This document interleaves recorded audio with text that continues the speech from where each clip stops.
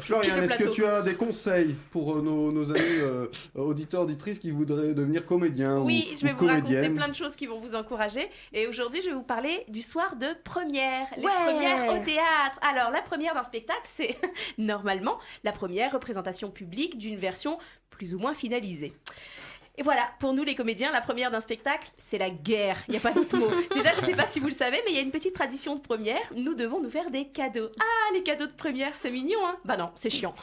Tu viens d'absorber 1001 informations, un texte de 97 pages, tes intentions, tes placements, t'es concentré, t'essayes de te préparer psychologiquement pour le grand soir. Mais non, tu dois trouver 30 cadeaux originaux, différents et en lien avec ton spectacle. Bon courage. Bref, un jour, je vous ferai une chronique sur les traditions débiles au théâtre et j'aurai beaucoup de choses à vous dire. Alors donc, soir de première. Tu crois que la phase éreintante de répétition étant terminée, tu vas pouvoir un peu souffler. Et si tu pensais te reposer pour le 10 soir, tu te mets le doigt dans l'œil. Parce qu'il faut que tu gères désormais tes invités. Ah, les invités. Tu viens de te faire couler un bon bain, t'as allumé ton petit diffuseur d'huiles essentielles. Oui, bah je fais ce que je peux pour me détendre. Hein. Et alors que tu mets un petit orteil dans l'eau bien chaude et que tu t'apprêtes à fredonner « J'ai la peau douce dans mon... » Non, tu vas fredonner pas ça, bon d'accord. Donc alors, l'orteil à peine entré dans l'eau chaude, ton téléphone sonne et devine quoi? C'est papa. Oui chérie, c'est papa. Je voudrais savoir où me garer et si on peut se garer vers ton théâtre. Se garer dans Paris, proche d'un théâtre, et arriver à l'heure. Il est drôle celui-là. J'aurais aimé répondre, bah je sais pas, regarde sur parkingvinci.fr ou Google, j'ai pas que ça à foutre, mais comme c'est le padré et qu'on rigole pas avec le padré, je dis bah gare-toi à une porte de Paris que tu connais bien ou alors dans ma rue et je te prépare un itinéraire RATP. Et voilà, pendant que mon bain refroidit, je gère le trajet du daron. Et ce foutu téléphone qui sonne, parce que le soir de première dans la salle, t'as pas que tes proches. Maintenant, t'as pas que tes proches, t'as les professionnels. Alors donc, le message du Dircast. J'ai oublié, j'ai une projection ce soir, je pourrais pas venir, mais tu pourrais m'avoir des invites pour le 9, je viendrai avec ma fille et ma mère. Bah bien sûr, bouge pas. Ou alors l'agent.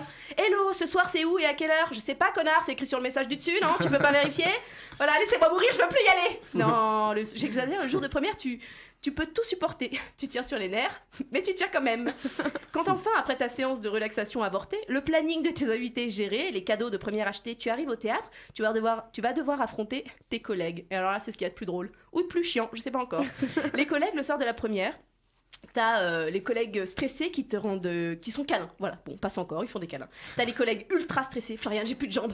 Comment ça, t'as plus de jambes? Maintenant, j'ai plus de jambes, je peux plus marcher là. Mais si, toi aussi, regarde, t'as des jambes. Je te jure, je peux plus y aller. Oh, faut que je me fasse remplacer, je peux pas jouer ce soir. Ok, donc avec eux, il te faudra du thé et un petit anxiolytique glissé tendrement là-dedans et beaucoup de patience. T'as aussi les collègues mythos, genre Isabelle. Ah non, mais moi, je suis pas du tout stressée, moi, je gère hyper bien.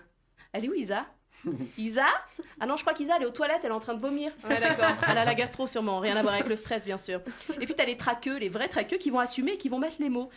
Ah non, là, je suis hyper stressée, je vais pas bien. Comprendre, j'ai la chiasse, je viens d'aller aux toilettes 5 fois. Bah oui, le vrai visage des premières, c'est avant tout toilette power, toilette forever. Avant d'entrer en scène, donc tu as 5 appels manqués de maman et 3 textos. On est en retard, on sera jamais à l'heure. Bah oui, le stress, c'est de famille. Hein. Ou encore, à quel nom t'as mis les invites? Et puis enfin, c'est bon, on est installé, mon amour. Oui, d'accord. T'as bravé le stress, l'organisation, les collègues, t'as donné tes petits cadeaux, t'as reçu tes petits cadeaux, tu as dit merde à tout le monde. Oui, parce que dans notre métier, c'est le seul métier où tu peux dire merde, mais c'est de l'amour. Hein. T'as fait quelques exercices de relaxation, tu es prête en costume, quand tout d'un coup, ton metteur en scène débarque. Elle dit, chérie, j'ai pensé à un truc. Est-ce que tu pourrais pas changer... Ah non, ta gueule. Je suis à 2 doigts de te vomir dessus. Je vais essayer de pas m'évanouir en entrant en scène. Donc si tu me changes la moindre virgule, j'arrête ce métier et je vais élever des chèvres au Pérou, d'accord? Bon allez, c'est pas pour vous décourager. Les premières, c'est avant tout les yeux des parents qui brillent, les rires des spectateurs, les applaudissements. Et si on revient le lendemain, c'est que quand même, on en redemande. C'était ma chronique Mazo sur le plus beau métier du monde.